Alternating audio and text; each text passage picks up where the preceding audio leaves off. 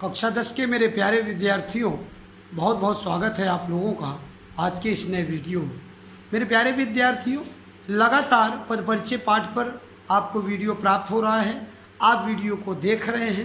देखने के उपरांत आप अपना नाम, क्लास और सेक्शन कमेंट बॉक्स में लिख रहे हैं। यह बात मुझे बहुत अच्छी लग रही है। मेरे प्यारे विद्यार्थियों, निश्चित रूप से इसी आशा और विश्वास के साथ हम लोग वीडियो बना रहे हैं कि आप लोग वीडियो का पूरा लाभ उठा रहे हैं। और प्यारे विद्यार्थी, ये मजबूरी है ऑनलाइन की। ये नहीं निश्चित है आज भी कि कब तक इस तरह का ऑनलाइन हम लोग चलेंगे, पढ़ाई होगी।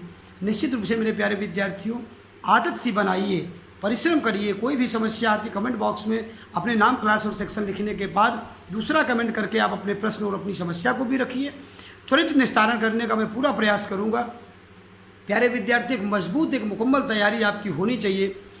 लिखने का काम अगर आपको कुछ दिया जा रहा है तो निश्चित रूप से उसको किया करिए, उसमें कोई कोताही मत किया करिए। मेरे प्यारे विद्यार्थियों, आइए देखते हैं आज क्या है आपके लिए।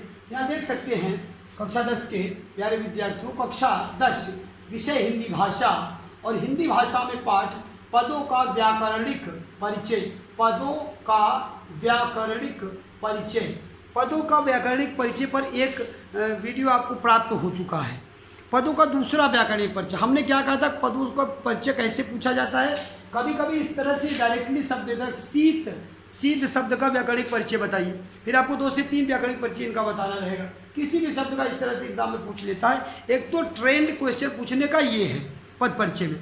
दूसरा पद परिचय में क्वेश्चन पूछने का ट्रेंड क्या है, पूरा का पूरा वाक्य देगा और वाक्य के बीच से 1 या 2 शब्द का। हमने यहाँ बहुत सारे शब्दों का परिचय बताने का काम किया है, लेकिन एग्जामिनेशन में, परीक्षाओं में आपसे किसी 1 या 2 पद का परिचय पूछ लेंगे। इन पद इसे पूरा वाक्य लिखेगा और कहेगा इस पूर्णतया पद का परिचय बताइए। ऐसे में आपको एक बात का ध्यान रखना होता है कि पूरे वाक्य का सेंस क्या आ रहा है, पूरा वाक्य क्या बन रहा है, उस पर भी पद परिचय बताते समय इस बात का भी आपको ध्यान रखना होगा कि वाक्य का प्रभाव क्या पड़ रहा है। प्यारे विद्यार्थियों, आइए शुरू करते हैं, देखते हैं क्या है आज हम लोगों के लिए। आप यहाँ देख सकते हैं, लिखा है कि शीत ऋतु में हिमालय का क्षेत्र पूर्णतया बर्फ से ढक जाता है। इसमें कोई संशय तो नहीं है, बात एकदम से सत्य है कि हिमालय का, शीत ऋतु में हिमालय का क्षेत्र पूर्णतया बर्फ से ढक जाता है। आप देख सकते हैं यहाँ हमने कितने शब्दों को लिया, शीत ऋतु में हिमालय का, यहाँ फिर लिया है क्षेत्र, फिर पूर्णतया के बाद बर्फ से।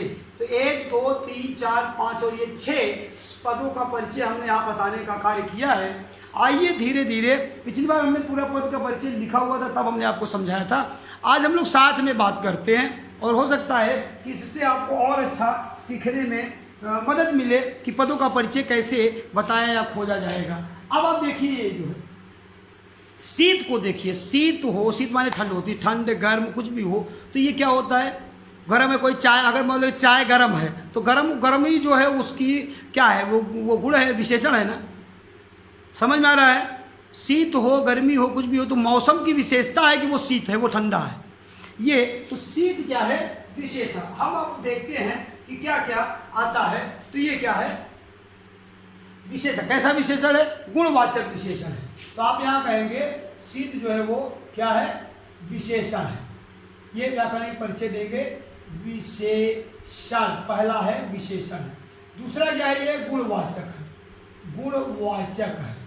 अब ऋतु है, तो ऋतु अगर लिंग देखेंगे, ऋतु अब स्त्रीलिंग होगा कि पुल्लिंग होगा। जितनी भी ऋतुएं हैं मेरे प्यारे बच्चों, सबकी सब स्त्रीलिंग होती हैं। तो गुणवाचक विशेषण के बाद ये हो गया, ये ऋतु जो है कौन सा लिंग है, स्त्रीलिंग, स्त्रीलिंग।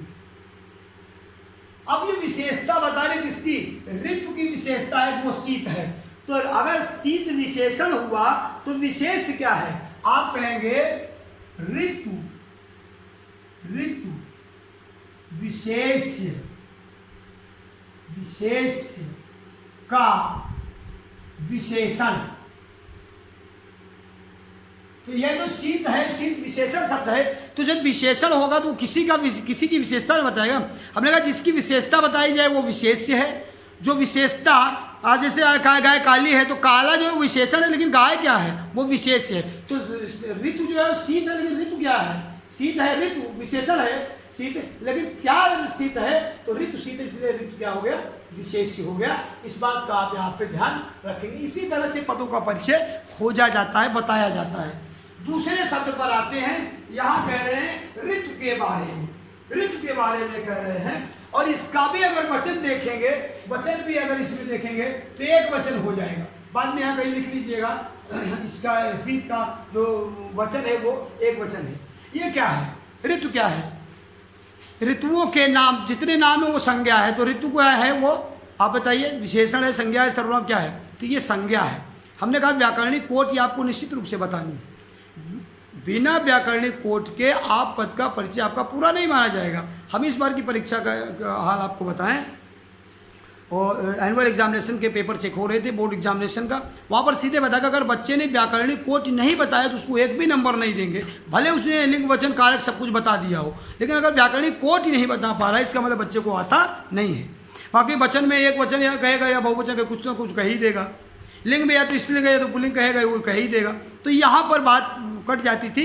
अगर बच्चे ने व्याकरणिक कोट बता दिया है तो व्याकरणिक कोट के आधार पर उसको नंबर यहाँ पर मिल जाता था। तो अब हम लोग ऋतु की बात करते हैं कि ये क्या है, ये जातिवाचक संज्ञा है। कौन सी वाचक, जाति। ऋतु बहुत सारी ऋतुओं की बात कर रहा है, तो जाति वाचक वाचक संज्ञा। वचन क्या है, एक वचन। ऋतु शीत ऋतु की बात कर रहा है, हर ऋतु की बात तो कर नहीं रहा है। तो जब जिस ऋतु की बात कर रहा है इसका वचन क्या है, एक वचन है ना। अब लिंग की बात करेंगे कि लिंग क्या है, हाँ तो स्त्रीलिंग क्या है, कौन सा लिंग है, स्त्रीलिंग, स्त्रीलिंग। ऋतु जो है वो स्त्रीलिंग है। आप कह रहे ऋतु में, तो में पर आप कारक देखिए, कारक आ रहा है कि नहीं आ रहा है, में पर। अब अच्छा एक बात और ध्यान दीजिए, शब्दों को पदों में ये देखना है कि है कि नहीं। अब जबरदस्ती आपने, अब जैसे यहाँ काल ढूंढिए, हाँ शीत ऋतु में, तो काल ढूंढिए, काल कौन सा मिलेगा, चाहे हाँ जो चीज़ें हैं वही आप ढूंढिए, यही आपकी विशेषता, आपने यही पढ़ा है, यहाँ पर यही देखना है। तो अब हम यहाँ पर एक चीज़ ढूंढते हैं कि यहाँ पर कारक दिख रहा है, में है, तो में पर, इन, ऑन क्या है, अधिकरण कारक। ठीक है, वेरी गुड, इस तरह से बताएंगे कौन सा कारक है, अधिकरण कारक है। वेरी गुड प्यारे बच्चों, इसी तरह से आपको ट्राई करना है, प्रयास करना है और कोशिश कर करके बातों को, पदों के परिचय को ढूंढना है। हिमालय देखते ही कितने सारे बच्चे बता का है, तो का मतलब क्या होगा, अधिकरण कारक तो नहीं होगा, नहीं यहाँ पर कौन सा होगा कि कर्ता ने कर्म को करण से द्वारा संप्रदान के लिए अपादान से अलग संबंध का के की ना ने नहीं, तो संबंध कारक पहले ही दिख रहा है, लेकिन व्याकरणिक कोट पहले ढूंढना है कि ये लिंग, ये संज्ञा है कि सर्वनाम है, विशेषण है कि क्या है, ये ढूंढना है। तो हिमालय क्या है, हिमालय बताइए जी, एग्जैक्ट मेरे प्यारे बच्चों आपने बताया हिमालय क्या है, संज्ञा है। और कौन सी संज्ञा है, व्यक्तिवाचक। वेरी गुड, तो आप यहाँ पर कहेंगे, क्या कहेंगे, व्यक्ति, व्यक्तिवाचक संज्ञा, ये है व्यक्तिवाचक संज्ञा। क्या अच्छे से लिख देते हैं प्यारे बच्चों, व्यक्तिवाचक संज्ञा। अब आप देखिए हिमालय को वचन देखिए, इसका लिंग ढूंढिए, तो पुल्लिंग रहेगा, एक वचन रहेगा, क्या रहेगा बताइए, हिमालय कितना है, एक वचन है, एक वचन। और पर्वत जितने भी दुनिया में हैं सबके सब क्या है, पुल्लिंग हैं। जैसे सभी ऋतुएं जो है वो जो है, सभी ऋतुएं जो है स्त्रीलिंग है, उसी तरह से सभी पर्वत जो हैं, सभी पर्वत, सभी पठार क्या हैं, पुल्लिंग है। इस बात को आपको जानना होगा। तो हिमालय क्षेत्र, ये जो है हिमालय का क्षेत्र, तो संबंधित शब्द क्या है, क्षेत्र है। तो संबंधित, संबंधित शब्द क्या है, क्षेत्र है, ये पद का परिचय, क्षेत्र। अब एक पद आ गया क्षेत्र। क्षेत्र शब्द का अगर इसको, इस पद का परिचय आपसे पूछे तो आप किस एंगल से विचार करेंगे, क्या सोचेंगे, आपके दिमाग में क्या आएगा कि क्षेत्र पर हम क्या बताएंगे। आप देखेंगे कि ये क्या हो जाएगा बताइए, ये क्षेत्र, ये जातिवाचक संज्ञा, क्या हो जाएगा, जातिवाचक संज्ञा। क्षेत्र जो क्या है, एक वचन है, एक वचन है। स्त्रीलिंग है कि पुल्लिंग है बताइए? पुल्लिंग है। कोई दिक्कत यहाँ पे? आप देख सकते हैं कि क्षेत्र जो है वो जातिवाचक है, क्षेत्र जो है वो पुल्लिंग है, एक वचन है। तो इस तरह से आप बातों को समझते चलेंगे। आगे कह रहे हैं पूर्णतया। पूर्णतया माने पूरी तरह से। पूर्णतया शब्द का परिचय यदि आपको बताना हो तो पूर्णतया शब्द में आप क्या बताना चाहेंगे बताइए? तो ये हो जाएगा क्या बताइए?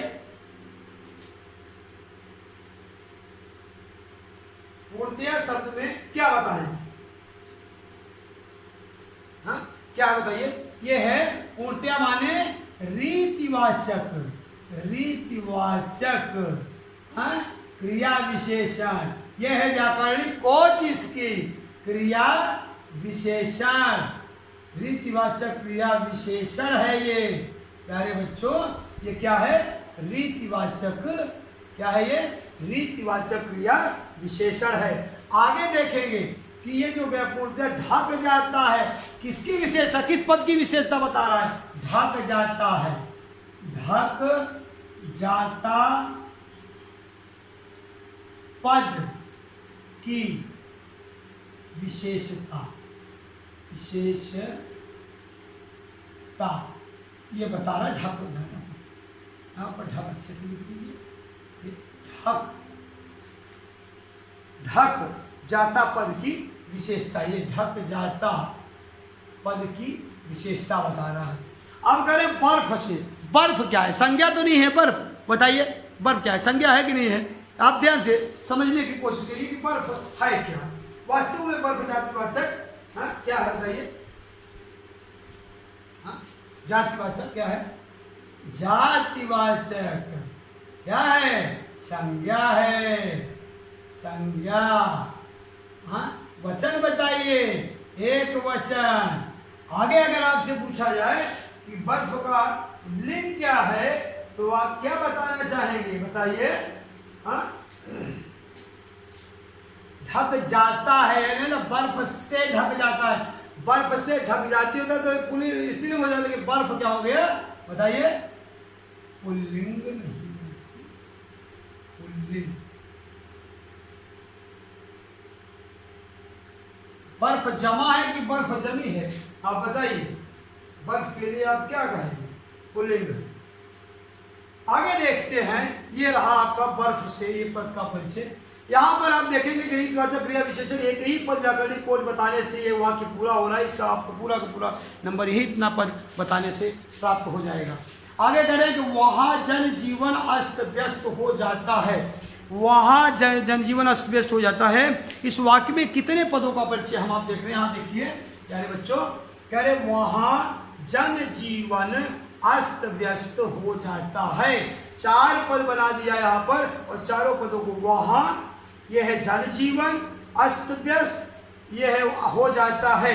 इन चारों पदों का परिचय हमें समझना है। अब वहाँ, यहाँ, वहाँ, इधर, उधर, ये क्या है? आप सोचने को, संज्ञा है, सर्वनाम है, विशेषण है, क्या है? इस बात को प्यारे बच्चों आपको सोचने की जरूरत है। बताइए ये है क्या?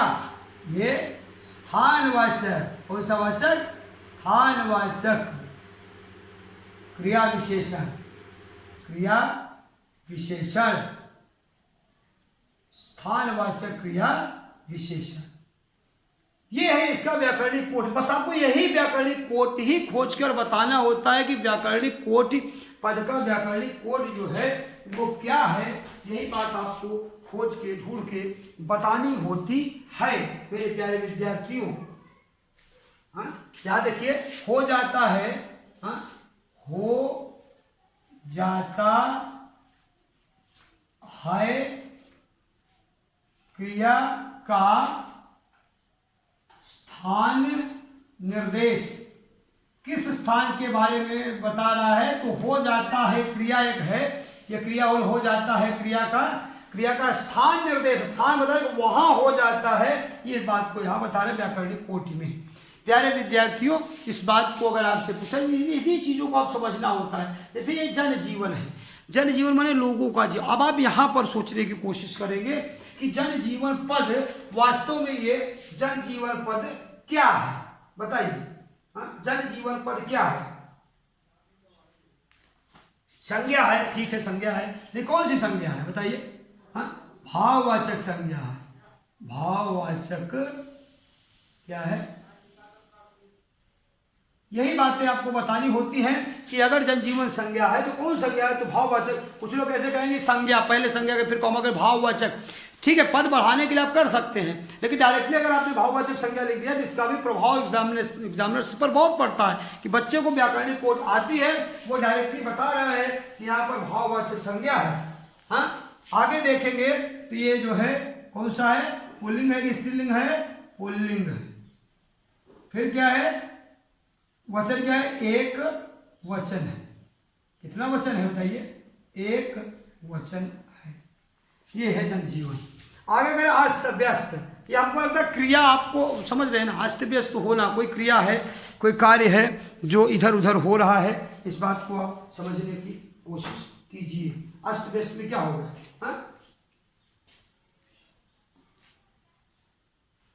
अस्त व्यस्त हो जाना, तो ये क्या है?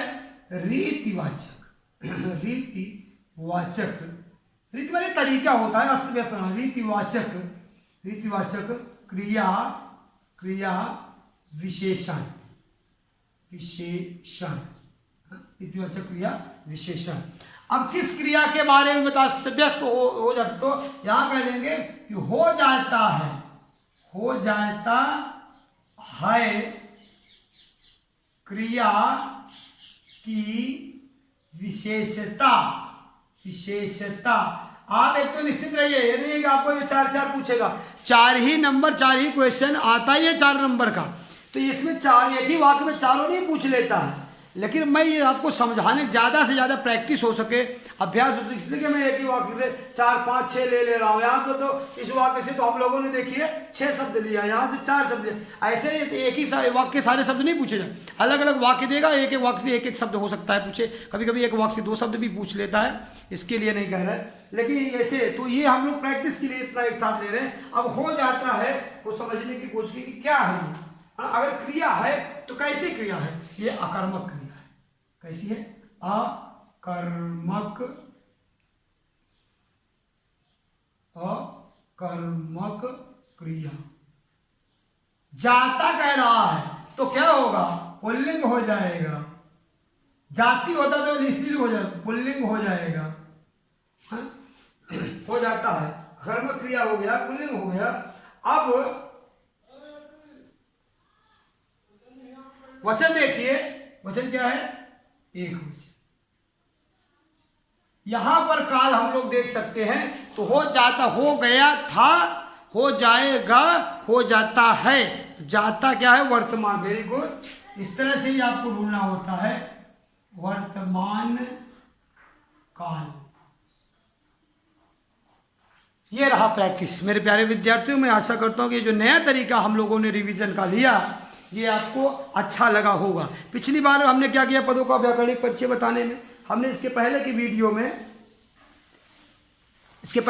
हमने क्या किया था, हमने डायरेक्टली पूरा का पूरा इतना सारा जैसे अभी लिखा हुआ है, लिखा हुआ हम आए और हमने आपको एक एक पद का बताया, समझाया। लेकिन आज हम लोग को लगा कि क्यों ना हम बच्चों के साथ खोजने की कोशिश करें। खोज रहे हैं, संज्ञा खोज रहे हैं कि सर्वनाम खोज रहे हैं, वो दृष्टिकोण, वो एंगल आपको पता चलेगा जिस एंगल से हम लोग इसको ढूंढने की कोशिश करते हैं। यही एंगल समझने को, अगर ये एंगल आपको पता चल गया किस दृष्टिकोण से क्या चीज़ खोजनी है, बस आप सक्सेसफुल स्टूडेंट मान लिए जाएंगे पद परिचय के मामले में। आइए एक बार देखते हैं कि होमवर्क, इसको आप फिर से पूरा का पूरा मैटर आप पढ़िएगा, देखिएगा। एक बार हम लोग देखते हैं होमवर्क में आप हम लोगों के लिए क्या उपलब्ध है, क्या प्राप्त हुआ है।